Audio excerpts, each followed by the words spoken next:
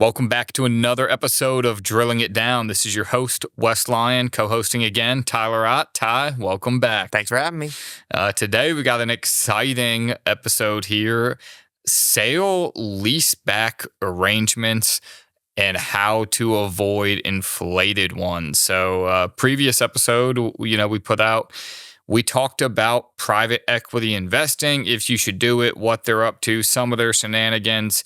We didn't quite get into the details of some of the sale-leaseback arrangements, but I did mention a couple. I think Toys R Us was one, and then we didn't give any names on what we know or suspected to happen, but there's definitely a few prominent politicians that made quite a bit of money off sale-leaseback arrangements, especially with the start of the EU. But they can also hit individuals looking to buy real estate. And Tyler, we're pretty big proponents of commercial real estate when it works. Absolutely. When it works. Commercial real estate is one of the best investment avenues. We have a lot of clients that come in and, they don't love the market. And while we don't necessarily agree with that, they're just looking for some other avenues to invest in, to diversify. And one of the things we bring up is real estate, and specifically commercial real estate. Now, we don't love the residential real estate. There's a lot of headaches around the residential real estate. But with commercial real estate, depending upon, what, sector you get in there, value range that you get in there, you could hire a management company, lease out the building, collect enough to pay your debt, and you're golden, and you're just sitting there, getting your mailbox money. You can make a lot of money. Now, it's kind of funny, before anyone rushes out to go do this, the more you research, the more you discover you don't know. So we're not necessarily discouraging anyone from doing it. We actually encourage people to do it. We're just very realistic with them on what you're looking for. You're going to have to be able to get these deals. And a lot of the times local knowledge is king. If you're just out there, you hear this podcast, you're like, okay, I'm going to jump onto LoopNet and I'm going to buy something. You're probably going to get preyed upon. But local knowledge, good real estate broker. I mean, this isn't like residential real estate where a good deal just pops up on Redfin, or LoopNet. LoopNet's like the place they go to die, right? This thing isn't selling, and now we're going to list it everywhere. I mean, I don't work in that space, but I'd imagine a lot of these deals are just phone calls. Hey, got a property here, got any interested buyers, and brokers just working between themselves. But back to the point here, today we're going to talk about what to avoid, not necessarily what to do. So as we were talking about private equity, the idea of a sale-leaseback arrangement came up. So Tyler, are you familiar with this at all? I could use a little more background on it. It sounds like a nice little buzzword, but tell me a little bit more about it and what that strategy is. Well, we'll tell a story here to kind of explain what can happen. They're all a little bit different, so don't put anything under one, kind of roof on a sale-leaseback, but they're just common. So Toys R Us was actually overtaken by a private equity firm. Very famous takeover, and as I'm sure you know, Tyler, you have two little boys. I could have been very successful. Apparently, have you seen a Toys R Us since we were kids? Yes, I don't know. I can't have been a good payoff unless they were up to liquidate. I don't know. I mean, I would imagine those trampoline parks, there's like a 50-50 shot whenever you see one. It used to be a Toys R Us, and they had to move it. I have no idea what's in those, though. I don't really know where one is or one was around us. But yeah, they came in, they bought the Toys R Us, and I'm not really exactly certain what went on from a management perspective, but little reminder, if you didn't listen to the last episode, a lot of times they go buy these companies, they buy them with debt and they straddle the companies with the debt. And then they look to decrease costs, do anything to be able to pay off the debt. Well, Toys R Us had real estate, and I'm not exactly certain on exactly who was involved, how shady this was, but let's just say shady is probably a good word for it. But Toys R Us, what they ended up doing was selling the real estate and leasing it back. And this eventually led to the drowning of Toys R Us, or was one of the culprits of the drowning of Toys R Us. But what they were doing was, there's probably some connection to the private equity firm and the real estate that on the purchase side, but definitely on the sale side, they take 2 plus 20, 2% of assets and 20% of profits. So they sold the real estate to extract the profits of it and left the company in really, really, really bad shape. Now, I'm not exactly certain who they sold the real estate to, if they had other plans at the end of the day or whatnot, but as you can imagine, commercial real estate without a company leasing it is, not nearly as valuable. They might have had other plans. Who knows what they did, but they extracted a lot of value out of this by doing it. So it's kind of a common structure. And the example we're going to use, we're not going to name any names here on the podcast for the sake of these groups have a lot more money than we do. And what I'm about to talk about, it's probably not going to be viewed favorably. But there's, certainly private equity groups that will build what they need and then they will sell that building and lease it back. And you might wonder, why would anyone do that? So what I came across trying to help a few clients buy commercial real estate was dental locations that were on great leases. I mean, the deals looked awesome. And we were super, super excited for it. And something just irked me that it just too good to be true. Yeah. When something's too good to be true, it is. You just need to dive in and find out why it's too good to be true. So I started diving in deeper, trying to figure out what was going on. And I found out, and there were a few of them. It wasn't one client trying to buy three. It was like 3 different clients, each trying to buy one of them. Well, they were double the market rent. Yeah. So they were jacking up the rent in the lease to sell it at a higher price than it's worth. There it is. Take the money and then lease it back. Yeah. And how long's that lease for? 10 years with 2 5-year extensions. They're probably not going to be extending that. There is the problem. What happens if they don't extend it and they come back to the table and they say, hey, market rent is actually $22 a square foot and we were paying $44 a square foot? What do? You can't rent it to somebody else at double the market rent. You can only rent it to somebody else at fair market rent. So maybe their intention isn't to do that. Maybe it is. We don't know, but it's not a risk that we should be taking. Yeah, what it comes down to is, looking at the property, looking at the cash flows, looking at the leases, you really have to dig into it. It's a lot, as you said, that deal looked too good to be true. You couldn't identify it right off the bat, but as you dug into it, you figured it out. Commercial real estate, it's been in a funky situation recently with the interest rate increases over the last few years, going from, when COVID, from 0 interest rates to now high interest rates. And, the price changes have not really come down to where we thought they were. Generally, we're looking for a good spread on the interest of the cap rate over the interest rate. Now, Tyler, explain to me, what is the cap rate for those out there listening? It's essentially the income that you're getting on the property, the rate of return of the property. And that would be the rate of return if it didn't have debt on it, right? Yes. And then usually you're going to see a cap rate somewhere between, what we see and what we want are 2 different things. You're probably going to see them between 5 and 7. We're kind of looking for them between 6 and 8. Exactly. But that would be the amount of money you make off the property, cash flow wise, if it doesn't have debt on it. So yeah. And that's where the interest rate comes in, because you need that, as I said, spread before. You need your cap rate to be higher than your interest rate because you need to make money on it. So. Yeah, you're going to buy it with debt. So, but yeah, overall, we're going to jump in a little bit here into commercial real estate do's, but commercial real estate don't. Especially this really applies to dentists. If you're trying to 1031 exchange your office building, hey, I'm selling to Dr. New. Dr. New's going to buy me out. I don't necessarily need the money in cash. I want to avoid the taxes. So now I'm going after a 1031 exchange. I'm looking to avoid those taxes. And now all of a sudden I'm getting suckered into something I don't want to do, because Tyler, to your point, we'll kind of come back in here and talk a little more in depth on the why, but recently the prices and the cap rates and the interest rate, all 3 of them need to merge together to make a good deal. And the 3 of them haven't matched for, 2-3 years, maybe just 2 years. Maybe I'm just, probably about 2 years since interest rates went up. And that's been really problematic for buyers. And that's why these sale-leasebacks kind of come up. All of a sudden we see one and it's got a good cap rate on it. It's got a, fair market rent increases. I mean, everything looks good about the deal.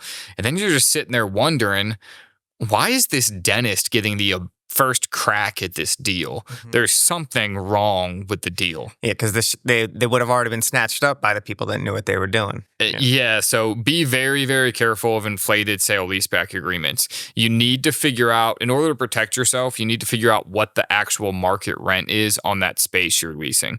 So if it's a dental office and dental space is leasing for 17 a square foot and this one's at 34, boom, just maybe it works out for you, maybe it doesn't, but way too much risk. Just stay away. And if you don't know, that's where you need to, if you're looking to expand into this realm, that's where a trusted quality commercial real estate agent would be a very good person to contact and get information on, get assistance with. And one that's on your side. Yeah. Don't trust the one selling. They are not working for you. They're working for the seller. This is like buying a practice. Make sure you have your representation here to look at it for you. But with that, we talk about this a lot monthly in the McGill and Lyon Dental Advisory. Those of you that don't get this delivered to you every month, make sure you sign up. McGillHillGroup.com. Go ahead and sign up. There is, I think it's podcast 20 for new subscribers. You can get 20% off by entering podcast 20. This gets delivered to your door inside of a sealed plastic envelope each month with all the latest things that you need to know about coming up. So this one we got right in front of us, November issue. There we go. How to avoid the retirement planning, top 10 retirement planning mistakes right there. Also information on your business owner policy, different tax items. These are must have if you're running a dental practice. And if you're not running a dental practice, they're must have for the problems you're about to face. Because as we talk about often, the easiest way, the quickest way to get out of student loan debt is to do what, Tyler? Buy a practice. Buy a practice. With that, let's jump back in here, Tyler. Let's talk about to-dos when we're looking at this. We talked about what a cap rate was. So it's really the return rate on the property if it didn't have debt. But Tyler, you said that, we need to have a spread. So the cap rate needs to be above the interest rate. Exactly. Right? And that's where it's been difficult is with interest rates in that 6-7, range, you're looking at a cap rate 8-9, and those don't necessarily exist. And so if you're looking at a property with a cap rate of 6 and you got your interest rate on the debt of 6, doesn't necessarily make sense. And you mentioned earlier, for those of you out there, just remember what's driving this is interest rates went down to like 3. So commercial real estate was 4, 3 to 4. And all of a sudden people are being able to sell at a 5% cap rate. The lower the cap rate, the higher the price on the same property. So if you buy a property at 7% cap rate, or you make an offer and they come back at a 5% cap rate, what it really means is they raised the price on you. So lower the cap rate, higher the price. Well, during COVID with super low interest rates, everybody got really used to their commercial property being worth a ton of money. And now they want to realize those values, but the interest rates are, double what they were back then to buy commercial real estate, which doesn't slice the price in half, but it's a pretty significant chunk of the price that should go away. It should. So that's creating issues. Buyers and sellers are not on the same page. Now, as we look forward at opportunities, people might say, oh, well, why are we talking about it? Well, commercial real estate loans have balloons on them, meaning the interest rate's not guaranteed for 20, 25 years. It's guaranteed usually for 7 or 10. And a lot of these places, they're coming up on these balloons, and all of a sudden the interest rate's going to go up. Some of these deals want cash flow. Some people are going to be underwater. We might see things start to get for sale again, a little bit of sanity returning to the market. That's what we're thinking. It just has to hit. Yeah. Yeah, but if we're looking, Tyler, we want that spread. We'll be usually at like 2% spread. Ideally 2%. Yeah. 2% spread. We also have to review all the leases, right? We just went over one type of lease that can be bad, but there's all sorts of leases that can be bad. Yeah. You want to make sure that building is rented. That's where the cash flow comes from. Month-to-month leases are not as good. Not as good as long-term leases locked in, leases without rent increases, leases below market value. Now, this is where local knowledge can really help you make money, though. And we're not experts in this in any area, so you have to know. But you might have a building that maybe they haven't leased it at fair market rent for a while, and you're able to actually go in there and buy it at a lower price, and you can flip the tenants over the next couple of years. Right now, you can really, really make money in there. But if you're looking at that, you got to know, hey, how leasable is the space, right? Just because they're below market rent, in your opinion, that might just be the market rent, right? Yep. You might be in the middle of nowhere and there's empty space all over the place, or even in uptown Charlotte. It's like there's empty space everywhere. You thinking your rent is what it was 3 years ago might just mean the market rent is lower, and that is the new market rent. But if you can get in there and maybe you can make some improvements, and that's going to make the rent go up. We see a lot of people do this with apartment buildings, right? They go in, they buy them, they renovate them, they add amenities, and then they turn around and try to lease them for $500 more a month than they were leased before. So a lot of potential in there to make money. You just have to be very, very careful. So be careful. I can't stress that enough when you get commercial real estate. Yeah. Be careful. Yeah, don't just hop on the first opportunity. Make sure you dig into it. Make sure it makes sense. Make sure you got good representation. It's a lot of these deals, are multi-million-dollar deals. You just want to make sure that it makes sense in it. What do we like, Tyler? I heard there's a lot of office towers that have been going for pennies on the dollar. We're probably going to be outside of that range. I think generally you want to be, around the 2 to 10 range. So you get above the minnows and below the sharks, right in that middle range there. What are your thoughts? No, I love the 2 to 10 range. It's not quite enough. It brings in the big boys that do this every single day. I mean, you start floating in the $50 million range, and, the guy negotiating with you on the other side is a team of 20 people working on the deal, and you're sitting there at your kitchen table trying to figure out if they're screwing you or not. That's not great. But the 2 to 10, especially in like strip malls, we like location is key. Location and convenience. If you got somewhere people drive by a lot, heavy traffic, places where people would want to put a business. Those are things we always love. Storage units are another great one, but you have to know where to put them, and you build them, not buy them. The problem with buying storage units is they trade off cap rates just like apartment buildings or like strip malls do, but they take like half the cost to build. So if you can figure out where to build them and you can suffer the negative cash flow for a year or two, oh Lord, they profit like 50, 60% after the debt service. Yeah, they're a gold mine. But everyone and their mother has a storage unit these days. So we kind of might have missed the curve. But if you're somewhere, I've got a piece of land identified. I'm not telling anyone exactly where it is, but in my mind, it's where all the retirees are moving down south, and it's on the water. So I'm thinking, hey, if we can get a deep water dock, we can get storage units, trailer storage, and boat slip rentals.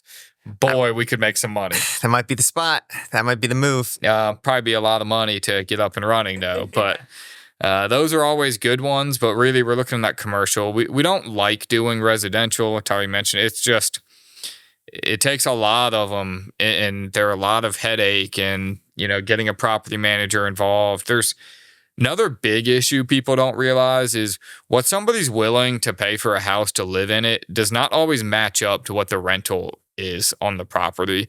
So you might sit there and go, or people might figure out, why can I rent a house for less than the mortgage? It's like, well, the rental market is here, but you walked in and somebody loved the house, so they had to have it, so they bid it up here to live in it. So those two aren't always the same, and a lot of people end up overpaying for residential real estate, which they say, oh, well, it cash flows. I'm like, well, it cash flows till you factor in the fact you got to get a new roof every now and then. You got to, all these things. Houses are extremely expensive to maintain. You haven't built any of that in most people's calculations. So we usually stay away from those as well. And then My last tidbit, we've talked about local knowledge is key. You need to be an expert in this stuff. I always joke, everyone wants to do it, and I even want to do it too. I just don't.